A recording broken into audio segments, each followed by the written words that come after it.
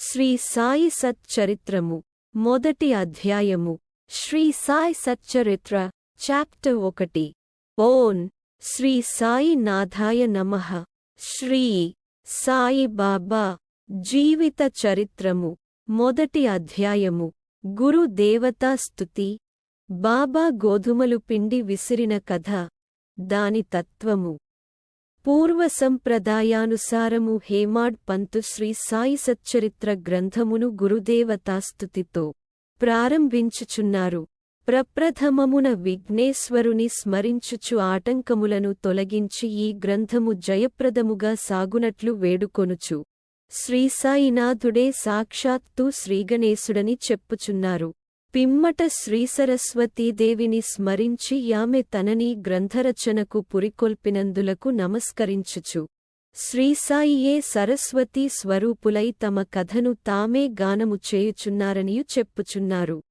తదుపరి సృష్టిస్థితిలయ కారకులగు బ్రహ్మ విష్ణు మహేశ్వరులను ప్రార్థించి శ్రీసాయియే త్రిమూర్త్యాత్మక స్వరూపులనియు వారు మనలను సంసారమను నదిని దాటించగలరనియు చెప్పుచున్నారు.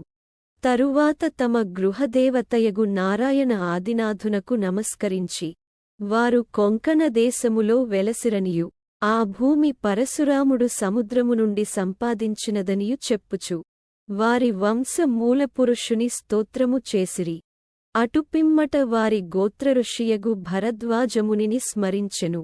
అంతేగాక యాజ్ఞవల్క్యుడు, భృగుడు, పరాశరుడు, నారదుడు, సనకసనందనాదులు, సనత్కుమారుడు, శుకుడు, శౌనకుడు, విశ్వామిత్రుడు, వశిష్ఠుడు, వాల్మీకి, వామదేవుడు, జైముని, వైశంపాయనుడు, నవయోగీంద్రులు న పలువురు మునులను, నివృత్తి, జ్ఞానదేవు, సోపాను, ముక్తాబాయి, జనార్ధనుడు, ఏకనాథుడు, నామదేవుడు, తుకారాం, కాన్హా, నరహరి తదితర అర్వాచీన యోగీశ్వరులను కూడా ప్రార్థించెను.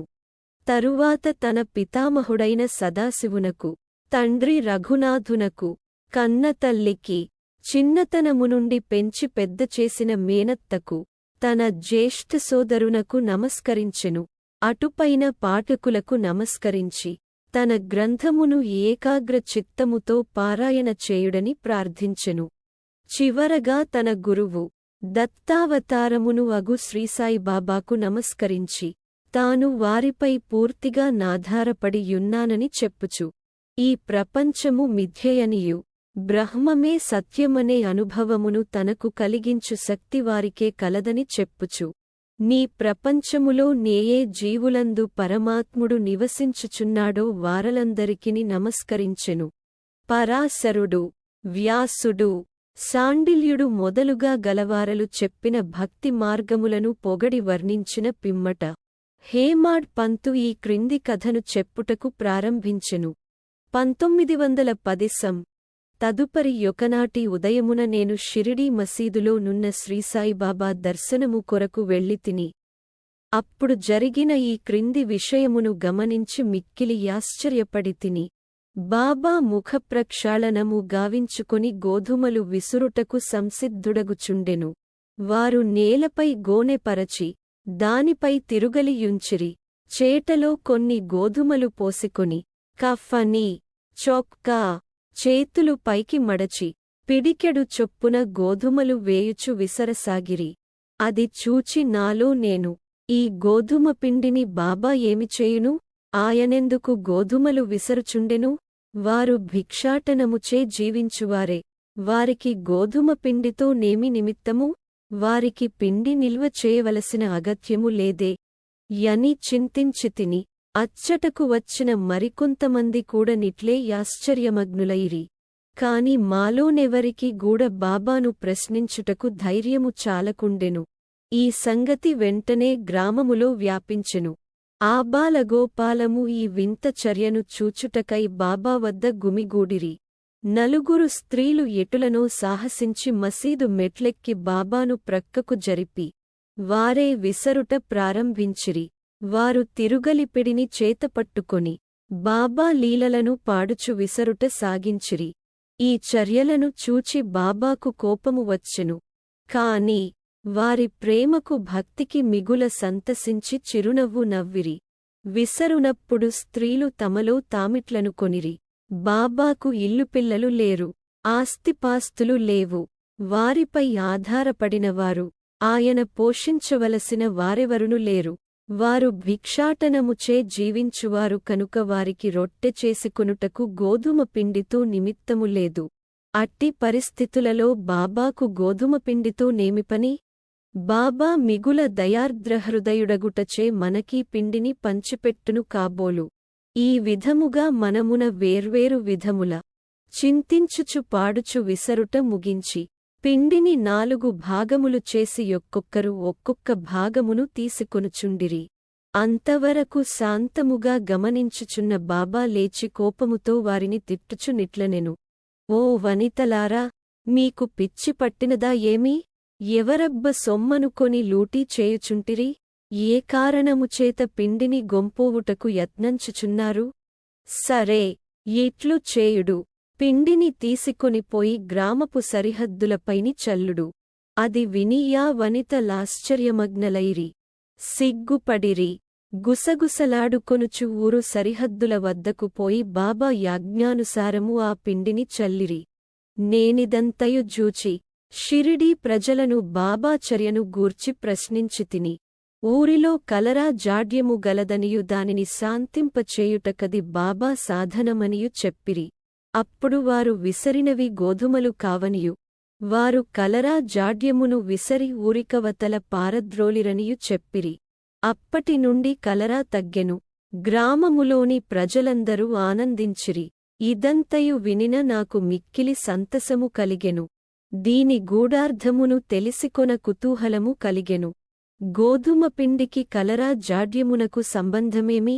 ఈ రెండింటికి గల కార్యకారణ సంబంధమేమి? ఒకటి ఇంకొకదానినెట్లు శాంతింపజేసెను?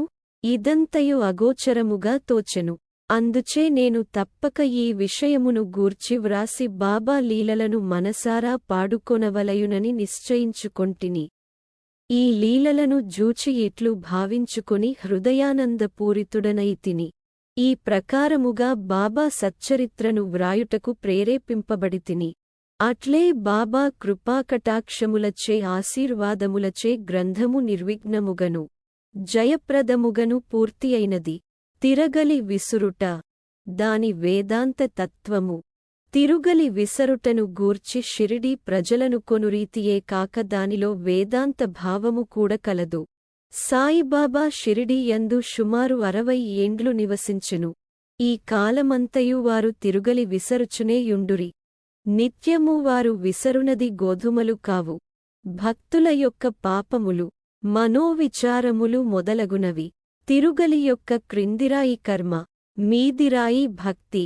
చేతిలో పట్టుకొనిన పిడి జ్ఞానము. జ్ఞానోదయమునకు గాని ఆత్మసాక్షాత్కారమునకు గాని మొట్టమొదట పాపములను, కోరికలను తుడిచి వేయవలయును. అటుపిమ్మట త్రిగుణరాహిత్యము పొందవలెను. అహంకారమును చంపుకొనవలయును. ఇది వినగనే కబీరు కథ జ్ఞప్తికి వచ్చును. ఒకనాడు స్త్రీ యొకతె తిరుగలిలో ధాన్యమును వేసి విసరుచుండెను. దానిని చూచి కబీరు ఏడ్వసాగెను. నిపతి నిరంజనుడను యొక్క సాధు పుంగవుడది చూచి కారణమడుగగా కబీరు ఇట్లు జవాబిచ్చెను. నేను కూడా ఆ ధాన్యమువలె ప్రపంచమను తిరుగలిలో విసరబడెదను కదా?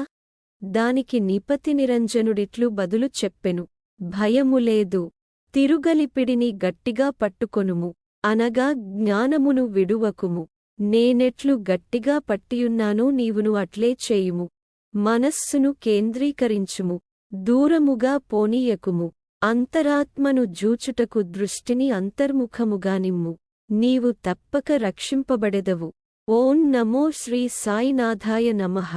శాంతి శాంతి శాంతి. మొదటి అధ్యాయము సంపూర్ణము. సద్గురు శ్రీసాయినాథార్పణమస్తు. శుభం భవతు.